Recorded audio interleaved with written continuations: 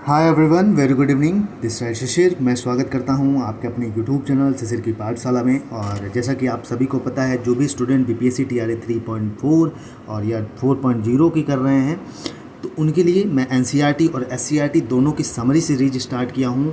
इसका कराने का फ़ायदा क्या है, जो भी जिनका भी सब्जेक्ट है एसएसटी, आप वो बहुत अच्छे से यहाँ से पढ़ सकते हैं। प्राइमरी वाले हैं, जीएस जीके आपका यहाँ से कंप्लीट हो जाएगा। और पूरी मैं 6 to 12 तक की एनसीईआरटी कराऊंगा। मैं बार बार कह रहा हूँ आपको, ठीक है, बहुत अच्छे से करा दूंगा। तो पॉलिटी ख़त्म हो गई है 6 to 10 की, अब 11th, कल हम लोग उसका 11th क्लास की वीडियो जो टॉपिक है उसको हम कवर करेंगे पूरे क्लास की एक वीडियो में। और पूरा हर चीज़ में आपको एक वीडियो में इतना कंटेंट, यही चीज़ आपको लोग 10 दिन पढ़ाते हैं, मैं आपको 1 से 1.5 घंटे में दे रहा हूँ। बाकी आप खुद समझदार हो, आपको क्या करना चाहिए क्या नहीं करना चाहिए।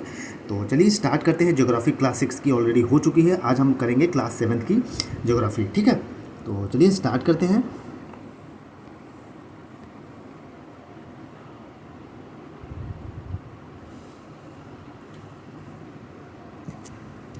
मैं पेन ले लेता हूँ। चलिए स्टार्ट करते हैं हम।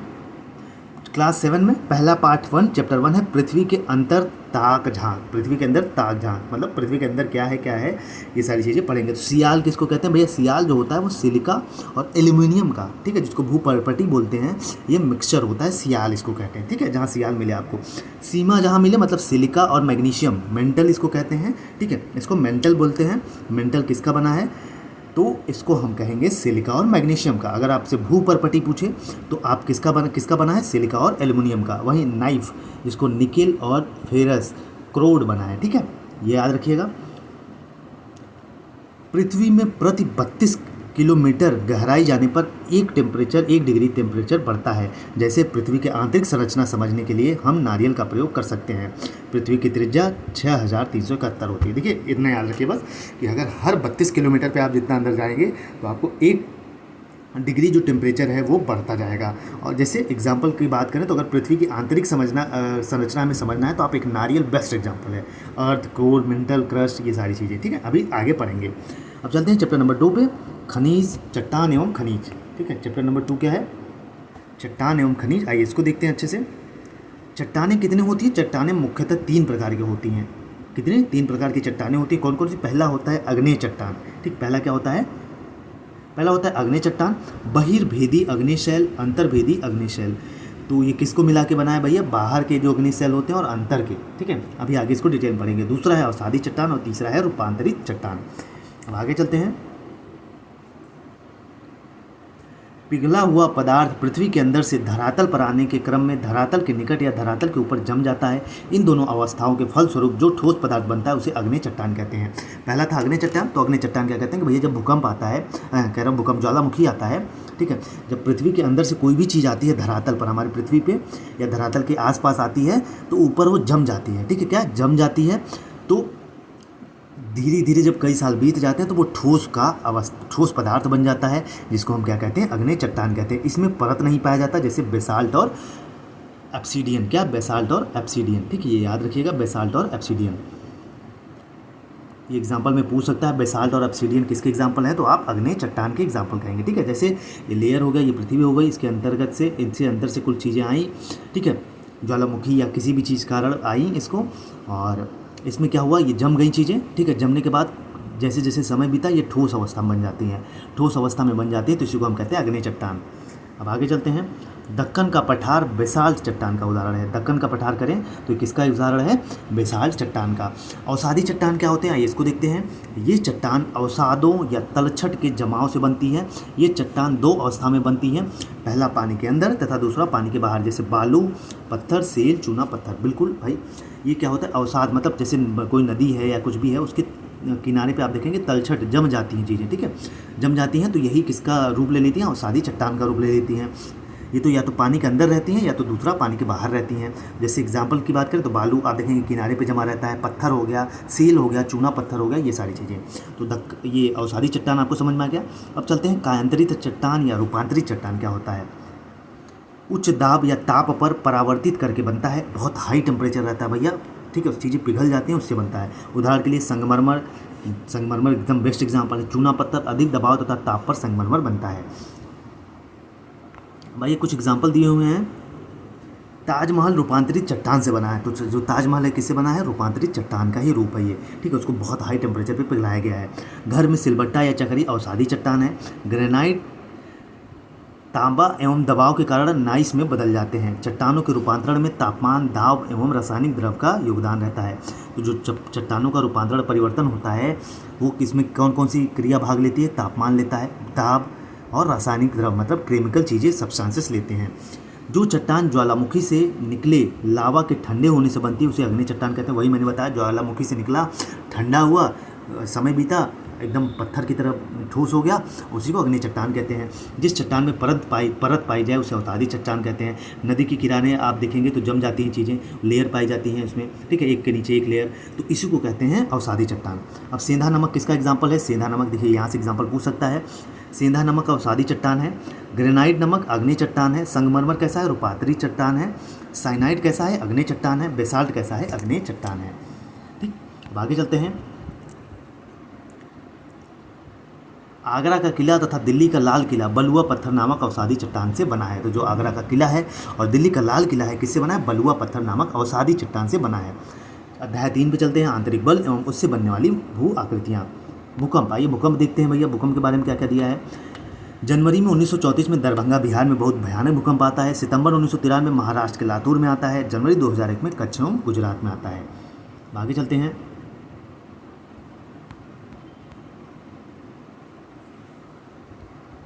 भूपर्पटी में विभिन्न आकार की छोटी एवं बड़ी किंतु कठोर संरचनाएं होती हैं जिन्हें प्लेट कहते हैं। ये प्लेटें गतिशील होती हैं। जो भूपर्पटी होती है भाई, भूपर्पटी में हमारे जैसे ज़मीन होती है ना, ज़मीन के नीचे ऐसे आप देखेंगे क्या होती हैं? बड़ी बड़ी किंतु कठोर संरचनाएं होती हैं स्ट्रक्चर की, पत्थर, उन्हें प्लेट कहते हैं। ठीक, पत्थर टाइप के होते हैं, उन्हें प्लेट कहते हैं। ये प्लेटें हमेशा मूवमेंट करती रहती हैं इधर उधर। ठीक, भूकंप की तीव्रता, ये देखिए क्वेश्चन पूछा गया है टीआरई 2 में। भूकंप किससे नापते हैं? सिस्मोग्राफ से। रिएक्टर पैमाना भूकंप की तीव्रता मापने की इकाई है। देखिए भूकंप की तीव्रता सिस्मोग्राफ से मापते हैं, लेकिन किस पे नापते हैं? रिश्टर स्केल पे मापते हैं। ठीक है, अब पर्वत पढ़ते हैं भैया। कल भी पर्वत पढ़ा था, आज भी पर्वत पढ़ते हैं। वलित पर्वत हिमालय रॉकी पर्वत हो गया। भ्रंशोल पर्वत यूरोप का ब्लैक फॉरेस्ट पर्वत। भारत का सतपुड़ा पर्वत। देखिए जो 6 से पढ़ेगा वो 7th की समझ पाएगा, जो 7th की पढ़ेगा वो 8th की समझ पाएगा, जो 8th पढ़ेगा वो 9th समझ पाएगा, जो 9th पढ़ेगा वो 10th समझ पाएगा, जो 10th पढ़ेगा वो 11th, जो 11th पढ़ेगा वो 12th। ठीक है, ये पूरी एनसीईआरटी का क्रम है। अब सयन या ज्वालामुखी पर्वत, जापान का फ्यूजियामा, अफ्रीका का किलिमंजारो। अगर एग्जाम्पल पूछे कि जापान का जो फ्यूजियामा है और अफ्रीका का किलिमंजारो है ये किस प्रकार के पर्वत का उदाहरण है, तो ज्वालामुखी पर्वत का उदाहरण है। अवशिष्ट पर्वत, अरावली का पर्वत और पारसनाथ की पहाड़ियाँ किसका एग्जाम्पल है? अवशिष्ट पर्वत का एग्जाम्पल है। छोटा नागपुर क्या है? एक पठार है। भूकंप द्वारा उत्पन्न लहरों को जापान में सुनामी कहा जाता है। तो जो भूकंप द्वारा समुद्र में लहरें उठती हैं उसको जापान में क्या कहते हैं? सुनामी कहते हैं। दक्कन का पठार लावा निर्मित पठार है। तो जो दक्कन का पठार है भाई वो ज्वालामुखी फट के उसी से बना है। और वायुमंडल एवं इसका संगठन, आए वायुमंडल में क्या क्या है चीज़ें, इसको पढ़ते हैं अच्छे से। वायुमंडल में गैसों की वितरण की बात करें तो देखिए टीआरई 3 में एक क्वेश्चन पूछा था। ठीक है, तो 78% क्या होता है? हमारा नाइट्रोजन होता है, ऑक्सीजन 20.99% और आर्गन 0.94%, कार्बन डाइऑक्साइड 0.03% होता है। हाइड्रोजन, हीलियम, ओजोन, ठीक है, 0.01% होता है। कुल मिला के 100% हो गया। ठीक है, याद रखिएगा, कभी कभी पूछ लेता है ये। अब नेक्स्ट चलते हैं। पृथ्वी की सतह से ऊपर की ओर जाने पर सांस लेना कठिन होता है क्योंकि वातावरण में ऑक्सीजन की मात्रा कम हो जाती है। बिल्कुल भैया, अब पृथ्वी के ऊपर जितना हाई पे जाएंगे आपको सांस लेना उतना दिक्कत होगी। ठीक है, क्योंकि ऑक्सीजन की जो मात्रा होती है वो जैसा जिस हिसाब से आप हाई जितना ऊंचा जाते जाएंगे उतनी आपकी ऑक्सीजन की मात्रा लो होती जाती है। वायुमंडल की कितनी परतें हैं? 5 परतें हैं। इसको अच्छे से पढ़ते हैं, यहाँ से एक क्वेश्चन 100% पूछता है। हर एग्जाम में लगभग मोस्टली पूछ लेता है। तो क्षोभ मंडल है, समताप मंडल है, मध्य मंडल है, बाह्य मंडल है, बहिर्मंडल है। जैसे टीआरई 3 का क्वेश्चन था, ऐसा आयनोस्फेयर करके एक क्वेश्चन पूछा था। ठीक, मुझे याद नहीं एग्जैक्ट। अब क्षोभ मंडल, आइए क्षोभ मंडल को देखते हैं।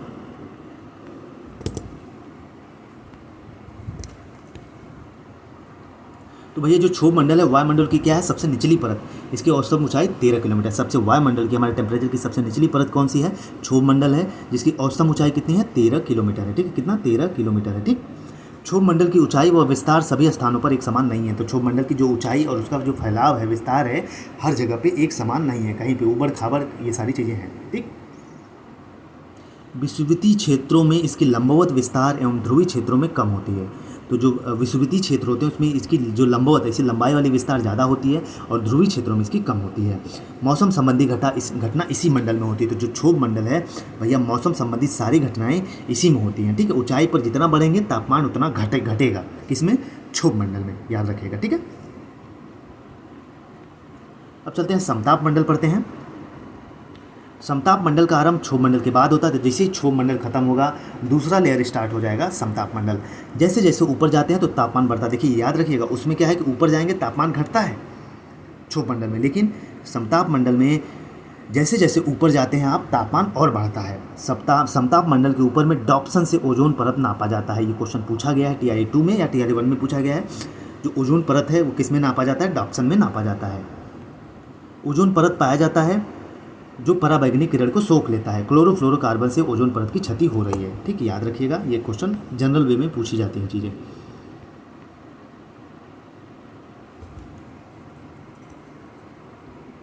अब नेक्स्ट है, यह मंडल अंतरिक्ष से आने वाली उल्का पिंडों से हमारी रक्षा करता है। कौन? मध्य मंडल जो है भैया, अंतरिक्ष से क्या आने वाली जो उल्का पिंड होती हैं उससे हमारी रक्षा करती है।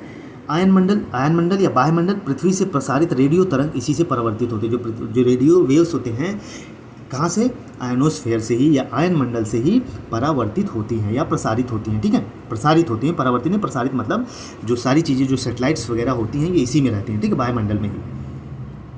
अब बहिर्मंडल, सबसे ऊपरी परत को बहिर्मंडल कहते हैं। इसमें हल्की गैस जैसे हीलियम, हाइड्रोजन होती हैं। ठीक है, याद रखिएगा।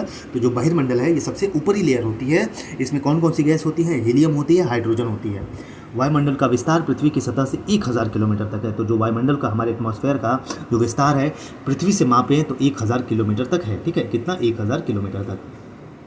हम नेक्स्ट चलते हैं, वायुयान समताप मंडल में उड़ता है। तो आप जहाज वहाज देखते हैं ना, तो किस में उड़ता है भैया? ये समताप मंडल में उड़ता है। Green house gas, carbon dioxide gas हो गया, नाइट्रस ऑक्साइड गैस हो गया, मीथेन हो गया, क्लोरोफ्लोरोकार्बन हो गया, वाष्प हो गया, ओजोन। यहाँ से क्वेश्चन पूछा गया था। ठीक है, मैं बार बार कह रहा हूँ, यहाँ से क्वेश्चन पूछा गया था, इसको नोट कर लीजिए।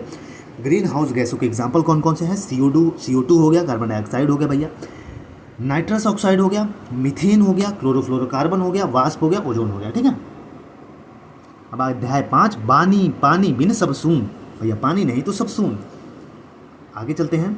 पृथ्वी जल पर मंडल 71% है, जल 71% है। मुंबई अरब सागर के तट पर है। जो मुंबई है भैया किसके साथ, किस सागर के तट पे है? अरब सागर के तट पे है। चंद्रमा के गुरुत्वाकर्षण से जल ऊंचाई की ओर बढ़ता है, जिसे ज्वार कहते हैं। जो भाई चंद्रमा के किसके ग्रेविटेशनल फोर्स के कारण जो जल है भैया वो ऊंचा, ठीक है, उसका लेयर और बढ़ता जाता है, जिसे क्या कहते हैं? ज्वार कहते हैं। ज्वार भाटा महासागरीय जल का उठना और गिरना समुद्र में आता है। ज्वार भाटा कहाँ आता है? पहली चीज़ ये जान लीजिए, समुद्र में आता है।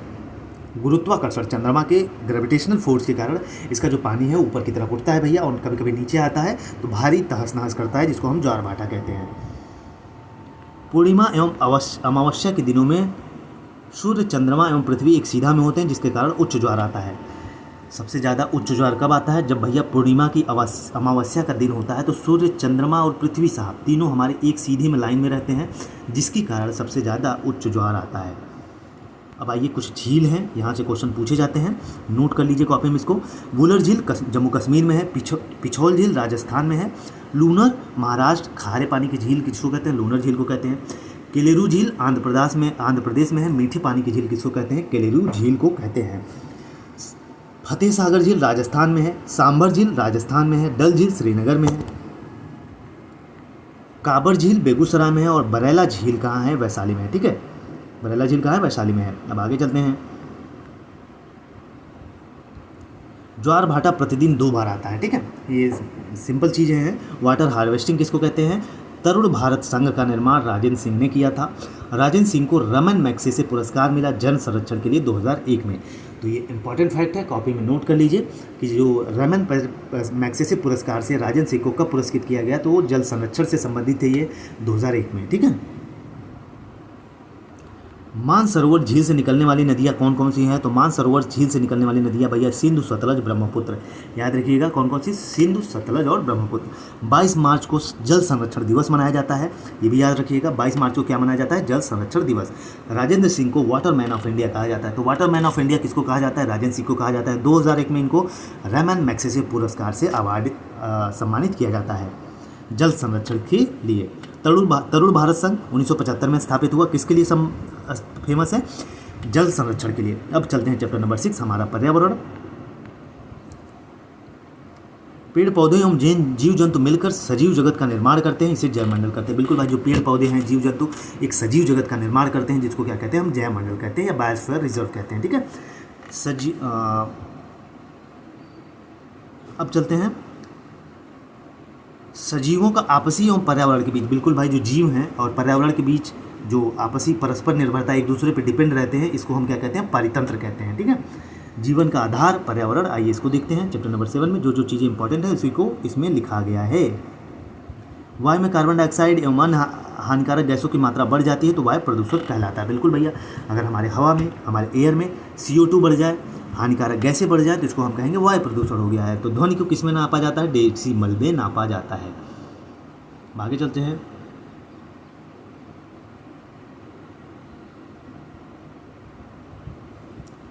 मानव सामान्यतः 80 डेसिबल तक ध्वनि सुन सकता है। TRE 1 का क्वेश्चन है ये। ठीक है, नेक्स्ट है बिहार सरकार की पहल पर केंद्र सरकार ने सोंस डॉल्फिन को संरक्षित कर राष्ट्रीय जलीय जीव घोषित किया। सोंस डॉल्फिन नदियों का कचरा साफ करती है, गंगा की सफाई का प्राकृतिक स्रोत माना जाता है। सोंस डॉल्फिन को सोंस डॉल्फिन को बिल्कुल देखिए, बिहार सरकार जो है भैया एक पहल चालू की है कि वहाँ की केंद्र सरकार के थ्रू कि भैया जो सोंस, जिसको हम डॉल्फिन मछली कहती है, इसको संरक्षित किया जाए, इसको जलीय जीव घोषित किया गया है। ये इसका काम क्या है भैया? जो सोंस डॉल्फिन होता है ये नदियों का जो कचरा होती है उसको साफ करता है। ठीक है, और इसको गंगा की सफाई का नेचुरल सोर्स माना जाता है। किसको? सोंस डॉल्फिन को। मछलियाँ पालने से एक और फायदा भी है, मच्छर कम हो जाते हैं। भूमंडलीय तापमान, ग्लोबल वार्मिंग मुख्य रूप से कार्बन डाइऑक्साइड उत्तरदायी है। तो ग्लोबल वार्मिंग के लिए मुख्य रूप से कौन उत्तरदायी है? तो कार्बन डाइऑक्साइड। चैप्टर नंबर 8 पे चलते हैं। मानव पर्यावरण अंतःक्रिया लद्दाख प्रदेश में जनजीवन। लद्दाख को वहाँ की भाषा में खापाचान मतलब हिम भूमि कहते हैं। तो लद्दाख को भैया वहाँ की भाषा में खापाचान को क्या कहते हैं? हिम भूमि कहते हैं।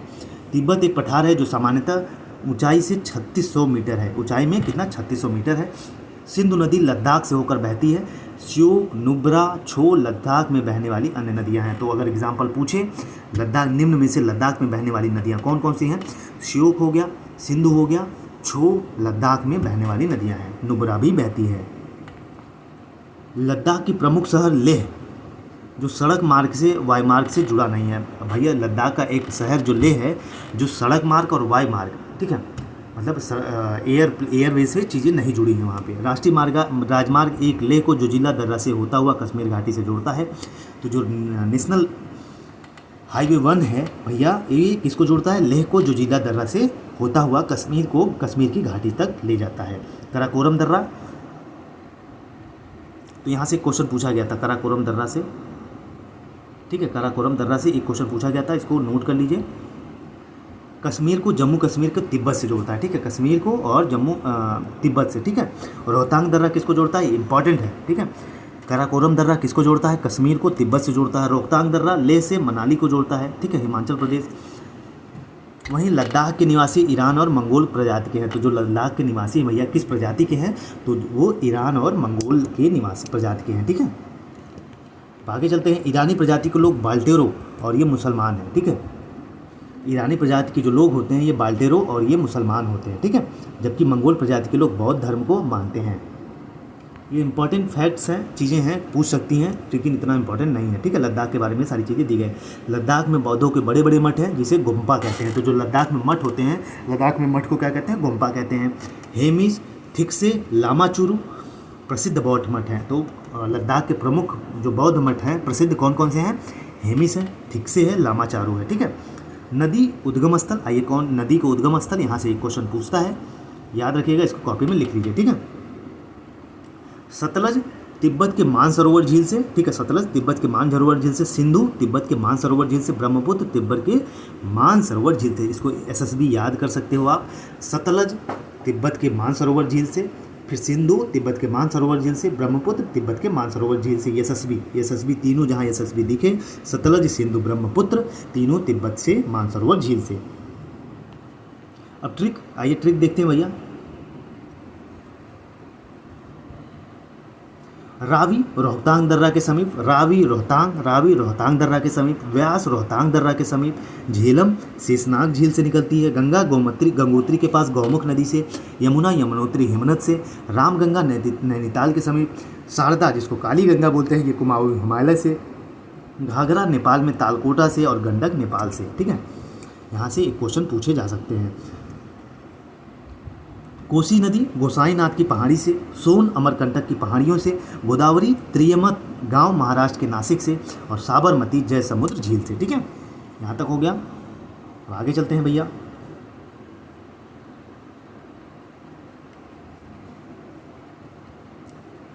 गंगा नदी को बांग्लादेश में पद्मा बोलते हैं। तो अगर गंगा नदी को पूछे कि बांग्लादेश में किस नाम से, अन्य नाम से जाना जाता है, तो पद्मा नाम से बोला जाता है। ब्रह्मपुत्र नदी को बांग्लादेश में जमुना कहा जाता है, और ब्रह्मपुत्र नदी को तिब्बत में सांगपो कहते हैं। तो इंपॉर्टेंट फैक्ट है, गंगा नदी को बांग्लादेश में किस नाम से जानते हैं? पद्मा। ब्रह्मपुत्र नदी को बांग्लादेश में जमुना, और ब्रह्मपुत्र नदी को तिब्बत में सांगपो कहते हैं। भारत की एकमात्र अंतर्वाहिनी नदी लूनी है। तो ये क्वेश्चन पूछा जा सकता है भैया कि भारत की एकमात्र अंतर्वाहिनी नदी कौन सी है? लूनी है। गंडक नदी की नेपाल में शालिग्राम कहा जाता है। तो जो गंडक नदी है जैसे ही नेपाल में जाती है तो इसको कहते हैं शालिग्राम। अब चलते हैं चैप्टर नंबर 9 में, मानव पर्यावरण अंतःक्रिया थार प्रदेश में जनजीवन। थार राजस्थान और गुजरात में पड़ता है। बिल्कुल भैया, डेजर्ट जिसको राजस्थान में गुजरात में पड़ता है। इस इलाके में औसतन 25 सेंटीमीटर वर्षा होती है। पगड़ी को साफा कहते हैं, जो सिर पर बांधने के काम आता है। सतलज नदी पर बांध बनाकर इंदिरा गांधी नहर बनाया गया। तो जो सतलज नदी है इस पर बांध बनाकर कौन सा? इंदिरा गांधी डैम बनाया गया। ठीक है, सतलज व्यास हरि के बैराज बनाया गया। हरि के बैराज भैया जो डैम है किस पे? सतलज और व्यास नदी पे बनाया गया है। नखलिस्तान क्या है? इसको देखते हैं। रेगिस्तान में हरियाली व जल वाला क्षेत्र को क्या कहते हैं? नखलिस्तान कहते हैं।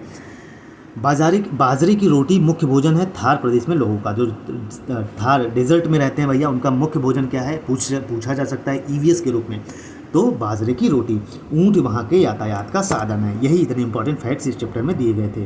अब चैप्टर नंबर 10 में चलते हैं। मानव पर्यावरण अंतःक्रिया अपना प्रदेश बिहार। बिहार दिवस कब मनाया जाता है? 22 मार्च को। TRE1 का क्वेश्चन है। बिहार के पूर्व में पश्चिम बंगाल, पश्चिम में उत्तर प्रदेश, उत्तर में नेपाल, दक्षिण में झारखंड है। तो भैया बिहार की बात करें, ये पढ़ा चुका हूँ। बिहार के पूर्व में क्या है? पूर्व में पश्चिम बंगाल है। पूर्व पश्चिम में चली जाइएगा, मतलब पूर्व पश्चिम बंगाल, पश्चिम में उत्तर प्रदेश है, और उत्तर में क्या है? नेपाल है, दक्षिण में झारखंड है।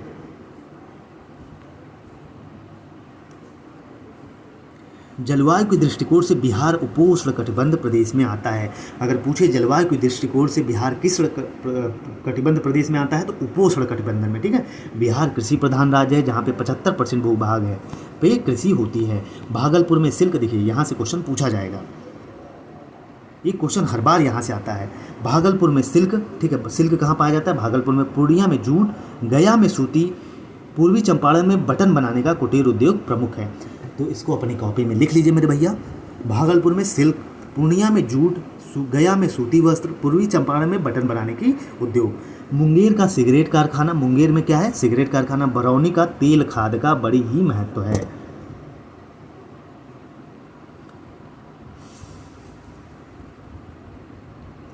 नेक्स्ट है, कैमूर की पहाड़ियों में चूना पत्थर, बालू पत्थर और पाइराइट्स भी मिलते हैं। तो जो कैमूर की पहाड़ियाँ हैं भैया बिहार में, अगर आप जाएंगे तो वहाँ पे क्या मिलता है? पत्थर, चूना पत्थर और बालू पत्थर और पाइराइट्स भी मिलते हैं।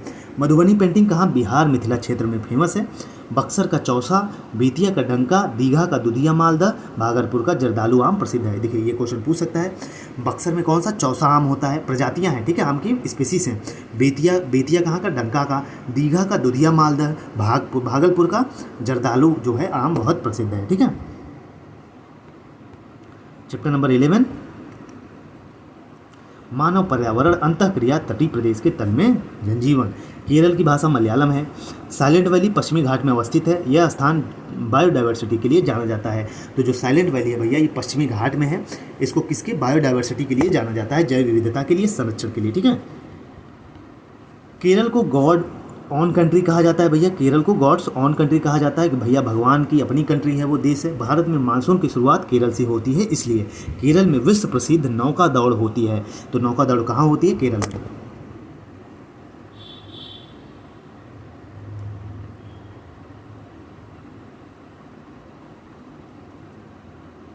अब चलिए आगे चलते हैं। कथकली मोहिनीअट्टम केरल का प्रमुख नृत्य है। तो केरल का प्रमुख नाच डांस कौन कौन सा है, नृत्य कौन कौन सा है? कथकली मोहिनीअट्टम। मार्शल आर्ट के रूप में कलारी पचट शैली है। जो मार्शल आर्ट का रूप है कलारी पचट, ये कहाँ? केरल में मनाया जाता है। मलखंभ केरल का प्रसिद्ध खेल है। मलखंभ कहाँ का प्रसिद्ध खेल है? केरल का है। सबरीमाला मंदिर प्रसिद्ध तीर्थस्थल कहाँ है? तो सबरीमाला प्रसिद्ध तीर्थस्थल मंदिर केरल में है। ठीक है। केरल में क्या क्या फेमस है, आइए इसको देखते हैं। केरल में मोनोजाइट, जर्कोनियम, थोरियम, यूरेनियम पाया जाता है। मौसम और जलवायु, आइए यहाँ से पढ़ते हैं। वायु दाब को हम मिलीबार ग्राम प्रति घन मीटर में मापते हैं। तो जो वायु दाब है हम किस में मापते हैं? तो मिलीबार ग्राम प्रति घन मीटर में मापते हैं। बिहार में चलने वाली गर्म हवा को क्या कहते हैं? लू कहते हैं। लू भारत में है, भारत में चलता है। चिनूक संयुक्त राज्य अमेरिका में है। ठीक है। विली विली पूर्वी ऑस्ट्रेलिया में। और ये क्या है? ये सब चिनूक क्या है भैया? गर्म जलवायु या गर्म जल वायु धारा है। ठीक है। जेट स्ट्रीम जिसको कहते हो आप। संयुक्त राज्य अमेरिका चिनूक, विली विली पूर्वी ऑस्ट्रेलिया, टॉर्नेडो एवं हरिकेन और डेली अटलांटिक महासागर। इसको लिख लीजिए कॉपी में, मैं बार बार कह रहा हूँ। चिनूक कहाँ का है? संयुक्त राज्य अमेरिका का गर्म जलवायु है। विली विली पूर्वी ऑस्ट्रेलिया का है। टॉर्नेडा एवं हरिकेन कहाँ का है? अटलांटिक महासागर का है। टाइफून प्रशांत महासागर का है। काल वैसाखी बंगाल की खाड़ी भारत में है। ठीक है। अब पवन के प्रकार, आइए वायु के प्रकार पढ़ लेते हैं भैया। अस्थाई पवन पछुआ पवन कहते हैं। स्थानीय पवन लू हवा बिहार में जो चलती है। मौसमी पवन मानसूनी पवन होती है, जो चक्रवात, प्रति चक्रवात, ये सारी आते हैं। ठीक है। अब 2010 ईस्वी में काल वैसाखी एवं लेला नामक चक्रवाती तूफान आया था। ये फैक्ट दिया था एनसीईआरटी में, इसको लिए इंक्लूड किया गया है। परिभाषा, ये चक्रवात को देखते हैं। चक्रवात निम्न वायुदाब के केंद्र होते हैं, जिनके चारों तरफ केंद्र की ओर जाने वाली सम वायुदाब रेखाएं मिश्रित होती हैं। केंद्र से बाहर की ओर वायुदाब बढ़ता जाता है। फलतः परिधि से केंद्र की ओर हवाएं चलने लगती है, जिसको हम साइक्लोन कहते हैं। ऐसे बाहर की तरफ आएंगी और बीच में ऐसे इसका टेम्परेचर बढ़ता जाएगा भैया, और तब जाके लू आने लगती है। वायुदाब बढ़ना रहता है, वो साइक्लोन आ जाता है। ठीक है। हवाओं की दिशा उत्तरी गोलार्ध में घड़ी की सुई के विपरीत तथा दक्षिणी गोलार्ध में अनुकूल होती हैं। इनका आकार प्राय अंडाकार यू अक्षर के समान होता है। तो आप ये देखेंगे हमेशा यू आकार में होता है ये। आज हम चक्रवात के विषय में जानकारी आपसे साझा करेंगे और इसके कारण, प्रकार और प्रभाव की चर्चा करेंगे। स्थिति के आधार पर चक्रवातों को दो वर्गों में विभाजित किया गया है। कौन कौन? ट्रॉपिकल साइक्लोन्स और टेम्परेट साइक्लोन्स। उष्णकटिबंधीय चक्रवात और शीतोष्ण चक्रवात। ठीक है। अब प्रति चक्रवात क्या होता है? प्रति चक्रवात या विरुद्ध चक्रवात वृत्ताकार समदाब रेखाओं द्वारा घिरा हुआ वायु का ऐसा क्रम होता है जिसके केंद्र में वायुदाब उच्चतम होता है। सेंटर में क्या होता है? जो वायुदाब है, एयर प्रेशर है, बहुत ज़्यादा होता है और बाहर की ओर घटता जाता है। जैसे जैसे बाहर जाएगा ये घटता जाता है। ठीक है। जिस कारण हवाएं केंद्र में परिधि की ओर चलती हैं। प्रति चक्रवात उपोष्ण कटिबंधीय उच्च ताप क्षेत्रों में अधिक उत्पन्न होते हैं, मगर भूमध्य रेखीय भागों में इनका पूर्णतः अभाव होता है। अब आगे चलते हैं मेरे भैया। ये देखिए गोला गोला। ठीक है। इसको आप समझ में गए होंगे। एक तो ऐसे बवंडर की तरफ आता है और एक ऐसे गोला गोला आता है। ठीक है। ऐसे ऐसे आता है। यही होता है प्रति चक्रवात। चक्रवात तेज से हवा चक्रगति करता हुआ केंद्र की ओर बहने वाली वायु का भाग है। केंद्र में निम्न दाब पाया जाता है। प्रति चक्रवात तेज गति से हवा बाहर की ओर बहने लगे। देखिए चक्रवात मतलब तेज से हवा जब चक्रगति मतलब चक्कर ऐसे नाचते हुए केंद्र की ओर बहने लगे वाली वायु को क्या कहते हैं? चक्रवात कहते हैं। और प्रति चक्रवात तेज गति से हवा बाहर की ओर, मतलब बाहर की ओर बहुत तेज जाए। ये सेंटर हो गया, यहाँ बहुत हाई एयर प्रेशर रहता है और बाहर की तरफ भागे। ठीक है। इसको क्या कहते हैं? इसको हम कहते हैं प्रति चक्रवात। अब वर्षा, वर्षा 3 प्रकार की होती है भैया। आइए वर्षा के बारे में भी पढ़ ले, काहे वर्षा को छोड़ें हम। पहला होता है संवहनी वर्षा। ऐसी वर्षा उस समय होती है जब तापमान अधिक होने से हवाएं ऊपर उठती हैं तथा वाष्पीकरण करती हैं तो बादल करती हैं तो घनघोर वर्षा होती है। देखिए, संवहनी वर्षा उसको कहते हैं भैया जब बहुत ज़्यादा गर्मी हो, उमस, उमस जिसको कहते हो, ठीक है, होती है तो जो भैया जो हमारी हवाएं हैं ऊपर उठती हैं। क्यों? क्योंकि टेम्परेचर ज़्यादा रहता है। वाष्प होती हैं, अब जब वाष्प होती हैं तो बादल बनाती हैं, बादल बनाएंगे तो वर्षा होती है। इसी को कहाँ होता है? ये विषुवतीय क्षेत्रों में। पर्वतीय वर्षा, आइए उसको देखते हैं। समुद्री क्षेत्रों में संघनन तेजी से होता है, अर्थात वाष्पीकरण की प्रक्रिया तीव्र होती है और बादल जल्दी बनते हैं। परिणाम स्वरूप जब तेज हवाएं चलती हैं तो बादल को भी अपने साथ उड़ा ले जाती हैं और फिर जब बादल पर्वत से टकराता है तो फिर पर्वतीय वर्षा होती है। इसमें क्या होता है? समुद्री क्षेत्र जहाँ पे समुद्र वगैरह पाते हैं वहाँ पे संघनन, कंडेंसेशन बहुत तेज़ी से होता है, मतलब इवेपोरेशन, वाष्पीकरण, ठीक है, पानी हवा बन के ऊपर जाता है बहुत तेज़ी से और बहुत जल्दी बादल बन जाता है ऊपर। अब इसके परिणाम में क्या होता है भैया? तेज़ हवाएं चलती हैं। जब तेज़ हवाएं चलती हैं तो बादल को अपने साथ लेके जाती हैं और जहाँ पर्वत से, जैसे ये पर्वत है इसी से टकरा जाएगा, वहीं पे बारिश कर देंगी, ठीक है। तो इसको कहते हैं पर्वतीय वर्षा। जैसे मेघालय में मासिनराम में विषुवतीय क्षेत्र वर्षा। अब चक्रवाती वर्षा क्या होती है? किसी चक्रवात या अवदाब, डिप्रेशन के साथ होने वाली वर्षा किसी ठंडी वायु की राशि के ऊपर अपेक्षाकृत गर्म एवं आर्द्र वायु राशि के प्रवाहित होने पर आर्द्र वायु के संघनन से चक्रवाती वर्षा होती है। शीतोष्ण कटिबंध में अधिकांश वर्षा चक्रवातों से ही होती है। जब चक्रवात के शीतवाताग्र में पिछले भाग ठंडी वायु तेजी से गर्म वायु को ऊपर ठेलती है, संघनन शीघ्रता से होता है और मेघ गर्जन के साथ तेज वर्षा होती है तथा कभी कभी ओले भी पड़ते हैं। जब गर्म वायु तिरछे रूप में मंद गति से ऊपर उठती है तब संघनन धीरे धीरे होता है और वर्षा विस्तृत क्षेत्र में तथा अधिक समय तक होती है। उष्णकटिबंधीय चक्रवातों द्वारा ग्रीष्मकाल में पर्याप्त वर्षा होती है। जैसे कैटरीना एक चक्रवात है। इसका मतलब यही है भैया कि देखिए, जो गर्म हवा है, ठीक है, वो ठंडे हवा को ठेलती है बहुत तेज़ से, ठीक है। देखिए, गर्म हवा, ठंडी वायु तेज़ी से किसको? ठंडा हवा, ठीक, ठंडा हवा गर्म हवा का, मैं उल्टा बोल रहा था, सॉरी। गर्म हवा ठंडी हवा को बहुत तेज़ी से ऊपर की तरफ ठेलती है, जिससे क्या होता है? कंडेंसेशन, संघनन होता है। संघनन होता है तो बादल बनता है और बादल बनता है तो गर्जन ताड़न होता है और फिर बारिश होती है, ठीक है। कभी कभी ओले भी पड़ते हैं। और ठीक उसी के विपरीत में बात करें तो जब गर्म वायु तिरछे रूप से धीरे धीरे ऊपर उठे, ठीक, तिरछे रूप से ऐसे उठे तो कंडेंसेशन बहुत धीरे होता है। अगर सीधे उठती है तो तेज़ होता है, तिरछी उठती है तो धीरे होता है टेम्परेचर की वजह से, ठीक है। तो ये वहाँ पर जहाँ पे ऐसी होती है तो वहाँ पे जो वर्षा होती है बहुत देर तक होती है, ठीक। कैटरीना, अगर पूछे कैटरीना क्या है तो कैटरीना हीरोइन नहीं है, ठीक है, कैटरीना एक चक्रवात है। अब चैप्टर नंबर 30 में चलते हैं, मौसम संबंधी उपकरण। यहाँ से क्वेश्चन पूछा जा सकता है। तापमान मापने की इकाई को डिग्री सेल्सियस कहते हैं भैया। 0 डिग्री सेल्सियस पर बर्फ़ और 100 डिग्री सेल्सियस पर पानी उबलने लगता है। फ़ारेनहाइट पर 32 डिग्री फ़ारेनहाइट पर पानी जमता है और 210 फ़ारेनहाइट पर पानी उबलता है। वर्ष मापने की ये रेनगेट बोलते हैं, ठीक है, जो वर्षा मापती है उसको रेनगेट बोलते हैं। अब चलते हैं एनसीईआरटी को कवर करते हैं। वस्तु विनिमय पद्धति क्या है? अदला बदली वस्तु, तुम चावल, मेरे पास चावल है, तुम्हारे पास गेहूं है, एक्सचेंज कर लें, इसको वस्तु विनिमय प्रणाली कहते हैं। पर्यावरण यानी एनवायरनमेंट शब्द की उत्पत्ति फ्रेंच भाषा के एनवायरोनर से होती है, एनवायरोनर से होती है। इसको हिंदी में गलत लिखा है, एनवायरोनर, ठीक है, ये देख लीजिए, इससे होती है, ठीक है।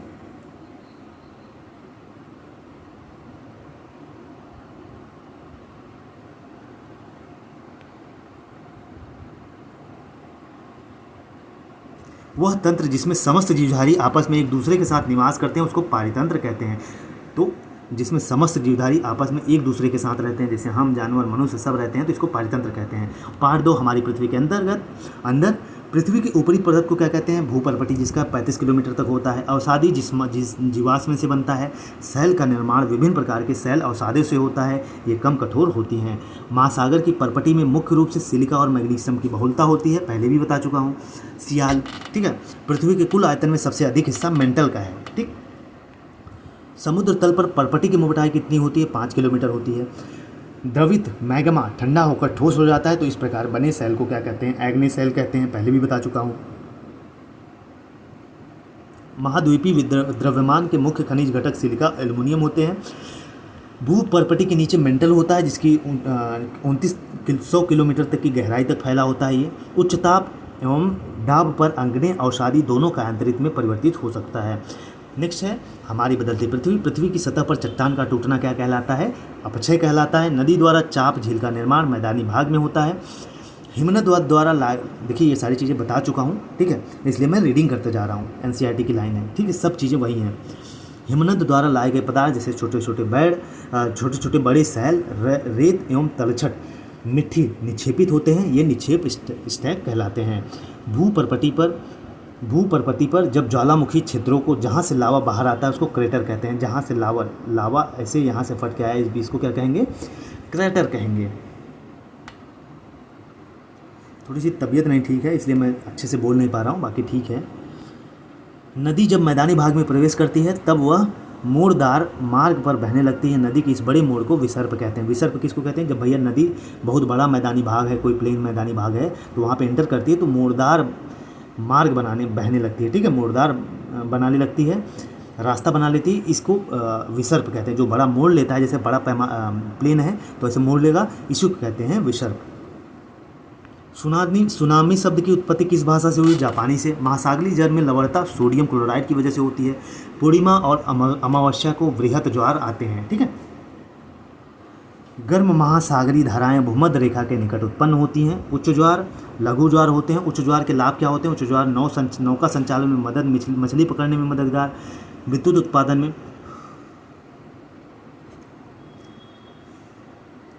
जो आपके उच्च ज्वार होते हैं ये लाभप्रद होते हैं, ठीक है। इनके एडवांटेज क्या क्या होते हैं भैया? नौका संचालन में मदद मिलती है, मछली पकड़ने में मदद मिलती है, विद्युत उत्पादन में मदद मिलती है।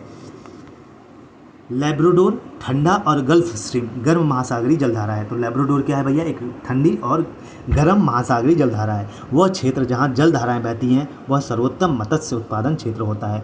जहाँ पे ठंडी जलधाराएं, ठंडा जल बहे वहाँ पे मछली उत्पादन सबसे ज़्यादा होता है। अब आइए नेक्स्ट पे चलते हैं। उष्णकटिबंधीय एक मिनट में पानी पी लेता हूँ थोड़ा सा। उष्णकटिबंधीय पर्णपाती वन मानसूनी वन होते हैं। इन वनों में वृक्ष जल संरक्षित करने के लिए शुष्क मौसम में अपनी पत्ती झाड़ देते हैं। बांस, चीड़, यूकेलिप्टस आदि वृक्ष शीतोष्ण सदाबहार वनों में पाए जाते हैं। तो अगर पूछे बांस, चीड़, यूकेलिप्टस ये जो पेड़ पौधे हैं किसमें पाए जाते हैं? शीतोष्ण सदाबहार वनों में। उष्णकटिबंधीय सदाबहार वन कहाँ पाए जाते हैं? तो ब्राज़ील में पाए जाते हैं। भूमध्य सागरीय वृक्षों में वाष्पोत्सर्जन को कम करने के लिए क्या मदद करता है? मोटी छाल, वृक्ष की मोटी पत्तियां।